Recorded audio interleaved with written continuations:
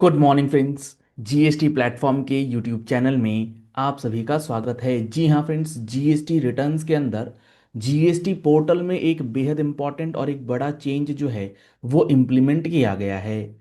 जुड़े रहिएगा इस वीडियो के एंड तक। मैं सीए मनीष अग्रवाल आज आपको जीएसटीआर 1 के अंदर जो चीज़ें चेंज करी गई हैं उसका प्रैक्टिकली आप किस तरीके से यूज़ करेंगे और उस प्रॉब्लम को जो गवर्नमेंट ने अब सॉल्व करा है उससे आपकी 1 और 3B फाइलिंग में क्या चेंजेस होगा वो सारा डिस्कशन जो है आपके साथ होगा।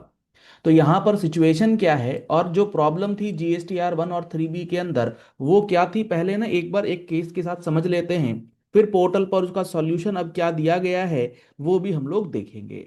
मान लीजिए आपने कोई B2B की सेल करी है और वो B2B की जो सेल का वैल्यू है जो आपने टैक्स इनवॉइस बनाया है वो 1 लाख रुपए है और आपने अब इस B2B के अगेंस्ट क्रेडिट नोट जो है वो रिसीव करा है या क्रेडिट नोट आपने इशू किया है। अब जो आपका क्रेडिट नोट है, मान लेते हैं हम लोग बात कर रहे हैं जनवरी 2026 की। जनवरी 2026 में आपके पास टैक्स इनवॉइस बने हुए हैं 1 लाख रुपए के और आपका B2B का क्रेडिट नोट जो आया है आपके पास वो आया है 2 लाख रुपए का। सर ये 1 लाख का 2 लाख कैसे हो जाएगा?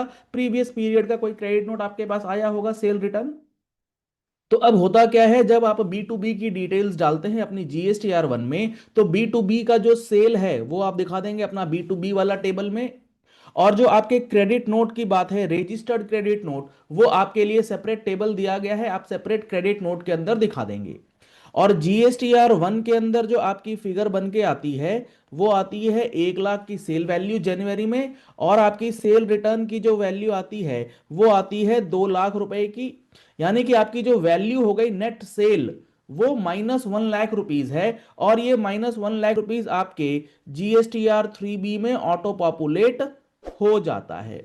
B2B के केस में ये चीजें जो है पिछले 1 डेढ़ साल से ये चीजें वर्क कर रही हैं, इसमें कोई प्रॉब्लम नहीं है। लेकिन प्रॉब्लम कहां आती थी? प्रॉब्लम जब आती थी जब आपका मान लीजिए जनवरी 2026 के अंदर B2C की सेल है और B2C की जो आपकी सेल है उसमें आपने प्लेस ऑफ सप्लाई में लेट सपोज डाला हुआ है झारखंड, लेट सपोज आपने B2C की सेल में डाला हुआ है दिल्ली, लेट सपोज आपने B2C की सेल में डाला हुआ है वेस्ट बंगाल। अब प्रॉब्लम ये आती थी, प्रॉब्लम आपके साथ ये थी कि झारखंड की जो सेल है उस जनवरी 26 में वो है 0, लेकिन आपने झारखंड के अंदर जो पुरानी सेल्स कर रखी है B2C उसमें से सेल रिटर्न आया है मान लेते हैं 1 लाख रुपए का। तो आपकी फिगर जो बन के आती थी झारखंड के प्लेस ऑफ सप्लाई के लिए वो आती थी -1 लाख रुपीज। अब ये जो -1 लाख रुपीज का फिगर आ जाया करता था इसका डिस्क्लोजर GSTR 1 में नहीं हो पाता था क्योंकि GSTR 1 के अंदर ये नेगेटिव फिगर जो है एक्सेप्ट नहीं होता था। और अगर आपने इस GSTR 1 के अंदर ये 1 लाख रुपए डाल दिए तो आपका GSTR 3B का जो डेटा है, 3B में जो डेटा ऑटो पॉपुलेट होना चाहिए वो पॉपुलेट नहीं हो रहा था -1 लाख रुपीज से। इसी तरीके से मान लीजिए आपने दिल्ली के अंदर जो सेल करा है जनवरी के महीने में वो 2 लाख करा है, लेकिन आपकी सेल रिटर्न आ गई है 4 लाख रुपए की। तो आपकी जो नेट सेल है वो कितनी हो जाएगी? -2 लाख रुपीज।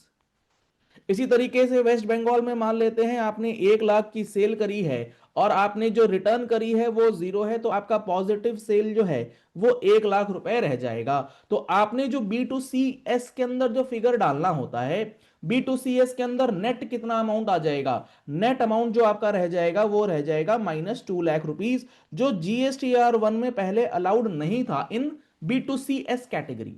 B2B में तो क्या है ना कि क्रेडिट नोट अलग से दिखाना पड़ता है, अलग से दिखाने का ऑप्शन था।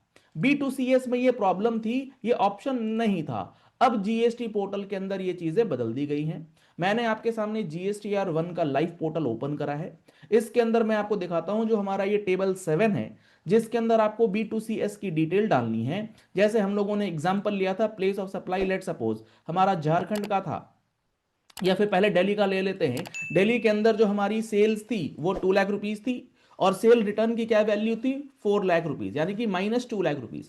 अब आप यहां पर क्या करेंगे ना, वैल्यू जो है -2 लाख करके जो फीड करेंगे यहां पर वो डेटा एक्सेप्ट कर लिया जाएगा। अब आपका मान लेते हैं 5% का टैक्स था, तो -10,000 का जो ये फिगर है आप इसे सेव कर सकते हैं। ये डेटा आपके GSTR1 में सेव हो जाएगा without any error.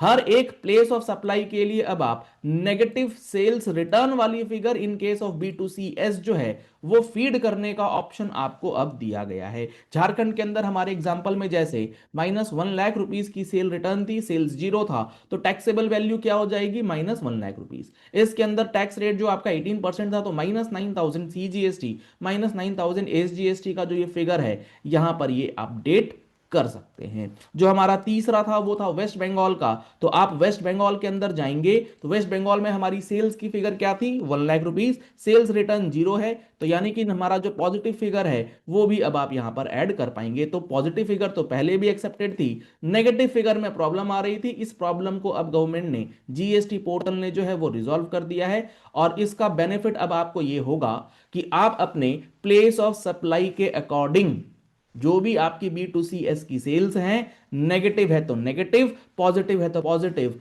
Accurate adjustment के साथ कर पाएंगे। और ये सारा डेटा जो है अकॉर्डिंगली अब जो B2CS की सेल आपकी ऐड होगी वो कितनी हो जाएगी, वो सिर्फ और सिर्फ -2 लाख रुपीज से ऐड होगी। मतलब नेट वैल्यू में 2 लाख रुपए जो है वो कम हो करके आपकी GSTR3B में ऑटो पॉपुलेट करवाया जाएगा। अभी तक क्या करते थे, अभी तक हम लोग करते थे जो भी हमारा -B2C वाला सेल हुआ करता था, इसके लिए हम लोग क्या करते थे ना, इसके लिए हम लोग एक वर्किंग शीट बना लेते थे और उस वर्किंग शीट के अंदर लिख लेते थे क्या, कि ये जो हमारी एक्स्ट्रा सेल रिटर्न है ये हम लोग अगले महीने एडजस्ट करेंगे, उससे अगले महीने एडजस्ट करेंगे करके। लेकिन अब ये सारी प्रॉब्लम जो है खत्म हो चुकी है, तो आपकी अब negative sales either B2B either B2C GSTR1 में भी एक्सेप्ट करी जाएंगी। इसी के साथ साथ GSTR3B के अंदर जो है उसको भी ऑटो पॉपुलेट किया जाएगा। इसके लिए जीएसटी पोर्टल ने जो एडवाइजरीज इशू करी हैं मैं आपको एक बार दिखा देता हूं ताकि आपको चीजें जो हैं वो अच्छे से समझ में आ जाएं। यहां पर आप देख पा रहे हैं जो हमारा एग्जिस्टिंग रिस्पांस स्कीम था, negative values are not allowed in parameters table 7A and table 7B। पहले ये नेगेटिव वैल्यूज अलाउ नहीं करते थे, चेंज क्या हुआ, negative values are allowed in parameter table 7A and table 7B। इसी तरीके से जो भी आपकी B2C की टेबल्स हैं, ये तो हमने सिर्फ बात करी B2CS की, अगर मैं आपको बताऊं तो यहां पर जो भी आपकी B2C की सेल्स हैं, आप अगर सेक्शन 9 सब सेक्शन 5 के अंदर ई कॉमर्स ऑपरेटर के थ्रू काम कर रहे हैं, तो यहां पर भी आप रजिस्टर्ड टू अनरजिस्टर्ड जो डीलिंग करेंगे हर जगह आप नेगेटिव फिगर्स जो है अब आप फीड कर पाएंगे। तो आपने अगर B2C करा है तो भी कोई दिक्कत नहीं है, सेल्स रिटर्न आपका नेगेटिव फिगर के साथ भी एक्सेप्ट किया जाएगा, कोई प्रॉब्लम वहां पर आपको नहीं आएगी। चलिए इस वीडियो को यही एंड करते हैं, आशा करते हैं आपको सारी बातें जो हैं वो अच्छी तरीके से समझ में आ गई होंगी। पहली बार आए हमारे यूट्यूब चैनल पर, हमारे चैनल को फॉलो कर लीजिएगा, सब्सक्राइब कर लीजिएगा नोटिफिकेशन बेल के साथ ऐसी ही इंपॉर्टेंट एंड प्रैक्टिकल वीडियोज के लिए। और आपने अभी तक अगर जीएसटी के महारथी बैच का बेनिफिट नहीं लिया है तो आप जीएसटी के महारथी बैच का बेनिफिट ले सकते हैं, जिसके अंदर आपको 200 आवर्स की क्लासेस जो है प्रोवाइड की जाएंगी। इसके लिए आप हमारा mobile application GST platform download कर सकते हैं, लिंक आपको वीडियो के डिस्क्रिप्शन बॉक्स में दिया गया है। आप हमारी वेबसाइट learn.gstplatform.com पे जाकर के जीएसटी का महारथी बैच चेक कर सकते हैं, जिसके अंदर हमारी सप्लाई की क्लास हो चुकी है। आप उसको देख सकते हैं, समझ सकते हैं कि किस तरीके से सप्लाई के अंदर शेड्यूल 1 शेड्यूल 2 शेड्यूल 3 जो है वो पूरा डिटेल डिस्कशन किया गया है। कवरेज जो है इसके अंदर पूरा बेसिक लेवल से लेके एडवांस लेवल तक का एक एक पॉइंट आपको डिटेल्स में बताया जाएगा। इसका बैकअप आपको 1 साल तक वैलिडिटी के साथ दिया जाता है, जिसकी कोई भी लिमिटेशन नहीं है, अनलिमिटेड व्यूज के साथ आप इन क्लासेस को कर सकते हैं। तो आपको अगर चाहिए इनरोलमेंट कराना है, प्रैक्टिस को अपडेट करना है, तो आप हमारी टीम से भी कांटेक्ट कर सकते हैं 9693601228। इस पे कॉल करके व्हाट्सएप करके आप कोर्सेज की जानकारी ले सकते हैं। इस वीडियो को ज़्यादा से ज़्यादा लोगों तक शेयर कीजिएगा, क्योंकि जीएसटी रिटर्न के अंदर ये चेंज बेहद इंपॉर्टेंट है, ताकि आपका डेटा रिकंसिलिएशन जो है वो प्रॉपर हो जाए। Thank you and have a nice day.